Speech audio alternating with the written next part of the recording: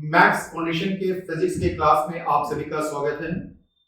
मैं इरफान आलम आज आपको बताने वाला हूं क्लास 12 की चैप्टर नंबर 12 जिसका नाम है एटम। हम लोग ये समझने की कोशिश करते हैं कि ये एटम होता क्या है। जब आप किसी भी एलिमेंट्स को स्प्लिट करेंगे और स्प्लिट करते जाएंगे, तोड़ते जाएंगे, तो आपको अल्टीमेट पार्टिकल मिलेगा। इसी अल्टीमेट पार्टिकल का नाम है एटम। जो लास्ट पार्टिकल है एलिमेंट्स को स्प्लिट करने के बाद जो मिलेगा वो एटम। ये एटम फ्रीली एग्जिस्ट नहीं करता है। जितने भी केमिकल रिएक्शन हैं, सारे के सारे केमिकल रिएक्शन में एटम ही पार्टिसिपेट करता है। तो हमने डिफाइन कर दिया है an atom is the smallest particle of an element which does not exist in free space but takes part in chemical reaction। हर एक केमिकल रिएक्शन में एटम ही पार्टिसिपेट करता है। आइए हम लोग एटम के बारे में एक संक्षेप में बात जानते हैं। पहली बात यह है कि जितने भी एटम हैं वो मेनली 3 टाइप्स ऑफ पार्टिकल्स के बने होते हैं। मेनली हम लोग कह रहे हैं और भी पार्टिकल्स के बने हुए हैं, लेकिन मेनली 3 टाइप्स ऑफ पार्टिकल्स हैं। एक का नाम इलेक्ट्रॉन है, दूसरे का नाम प्रोटॉन है और तीसरे का नाम न्यूट्रॉन। प्रोटॉन पॉजिटिवली चार्ज होता है, इलेक्ट्रॉन नेगेटिवली चार्ज होता है और न्यूट्रॉन इलेक्ट्रिकली न्यूट्रल है, मतलब ना तो उस पर पॉजिटिव चार्ज होता है ना ही नेगेटिव चार्ज होता है। तो लिखा हुआ है every atom consist of mainly 3 types of particles called electrons, protons and neutrons. Protons are positively charged, electrons are negatively charged and neutrons are electrically neutral। तो एटम के बारे में सबसे पहला पॉइंट जो है वो यही है। आइए नेक्स्ट पॉइंट देखते हैं। All atoms of an element, जितने भी एलिमेंट्स हैं, सारे के सारे एलिमेंट्स का जो कोई भी एटम आप लेंगे, सारे के सारे एलिमेंट्स का हर एक एटम शेप में स्फेरिकल होता है और इसका साइज कहने मतलब इसका radius 10 to the power -10 metre के ऑर्डर में होता है। आइए नेक्स्ट पॉइंट की तरफ चलते हैं। लिखा हुआ है every atom has a central core.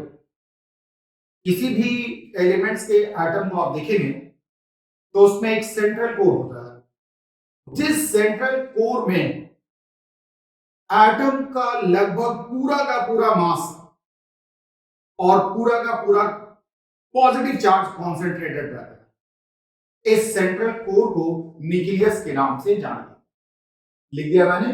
Every atom has a central core eight which almost entire mass and total positive charge of atom is concentrated. This central core of atom is called nucleus. Next point है जो atom के electrons होते हैं, बीच में nucleus है। ये electrons nucleus की चारों तरफ डिफरेंट ऑर्बिट में रिवॉल्व करते हैं। तो नेक्स्ट पॉइंट है the negatively charge electron revolves around the nucleus in different orbit. अलग अलग इलेक्ट्रॉन्स अलग अलग ऑर्बिट में रिवॉल्व करते हैं। किसी भी एटम में जितने इलेक्ट्रॉन होते हैं उतने ही प्रोटॉन होते हैं, मतलब जितना नेगेटिव चार्ज होता है उतना ही पॉजिटिव चार्ज होता है, तो नेट चार्ज 0 हो जाता है। किसी भी एटम का अगर नेट चार्ज 0 हो जाए तो कहा जाता है कि इलेक्ट्रिकली न्यूट्रल है। तो अगला पॉइंट है in every atom number of electrons and number of protons are equal, that is why every atom is electrically neutral. तो इलेक्ट्रॉन के न्यूट्रलिटी की बारी है। ये एटम्स का ब्रीफ डिस्क्रिप्शन।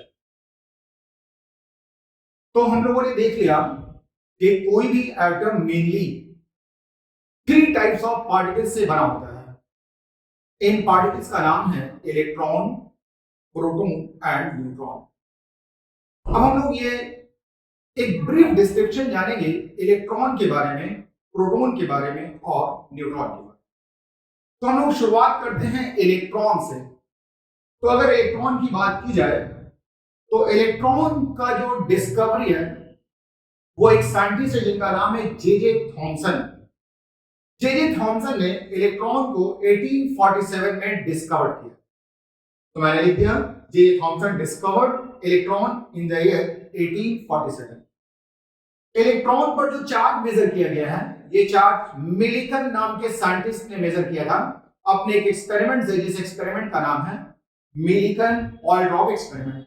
इस एक्सपेरिमेंट के जरिए मिलिकन ने बताया कि इलेक्ट्रॉन पर जो चार्ज होता है वो 1.6 into 10 to the power -19 coulomb का चार्ज होता है। ये चार्ज इलेक्ट्रॉन का एब्सोल्यूट चार्ज कहलाता है। बाद में इसके नेचर का पता चला और इस चार्ज का नेचर नेगेटिव है। अगर हम लोग रिलेटिव चार्ज की बात करें तो इलेक्ट्रॉन पर जो चार्ज पाया जाता है उसे 1 यूनिट का चार्ज कहा जाता है। तो इलेक्ट्रॉन पर रिलेटिव चार्ज -1 यूनिट। इलेक्ट्रॉन के मास की बात की जाए तो 1 इलेक्ट्रॉन का जो मास होता है वो 9.1 into 10 to the power -31 kg। तो ये आपने देख लिया इलेक्ट्रॉन के बारे में। नेक्स्ट बारी है प्रोटॉन की। प्रोटॉन की डिस्कवरी रदरफोर्ड नाम के साइंटिस्ट ने किया। आपने रदरफोर्ड का नाम सुना होगा, जिनका अल्फा पार्टिकल स्कैटरिंग एक्सपेरिमेंट बहुत पॉपुलर है। इन्होंने ही 1970 में एक पार्टिकल को डिस्कवर किया जिस पार्टिकल का नाम है प्रोटॉन। तो Rutherford discovered proton in the year 1970। अगर एब्सोल्यूट चार्ज की बात करें प्रोटॉन पे, तो प्रोटॉन पर एब्सोल्यूट चार्ज होता है +1.6 into 10 to the power -19 coulomb. मतलब जितना एब्सोल्यूट चार्ज इलेक्ट्रॉन पर होता है उतना ही एब्सोल्यूट चार्ज प्रोटॉन पे होता है। फर्क सिर्फ इतना है कि इलेक्ट्रॉन के चार्ज का नेचर नेगेटिव है और प्रोटॉन के चार्ज का नेचर पॉजिटिव है। उसी तरह से रिलेटिव चार्ज ऑन प्रोटॉन ये +1 पॉइंट है। और अगर मास ऑफ प्रोटॉन की बात करें तो प्रोटॉन का मास इलेक्ट्रॉन के मास से काफी ज्यादा है। इलेक्ट्रॉन का मास 9.1 into 10⁻31 के लिए, जबकि प्रोटॉन का मास 1.673 into 10 to the power -27 kg है।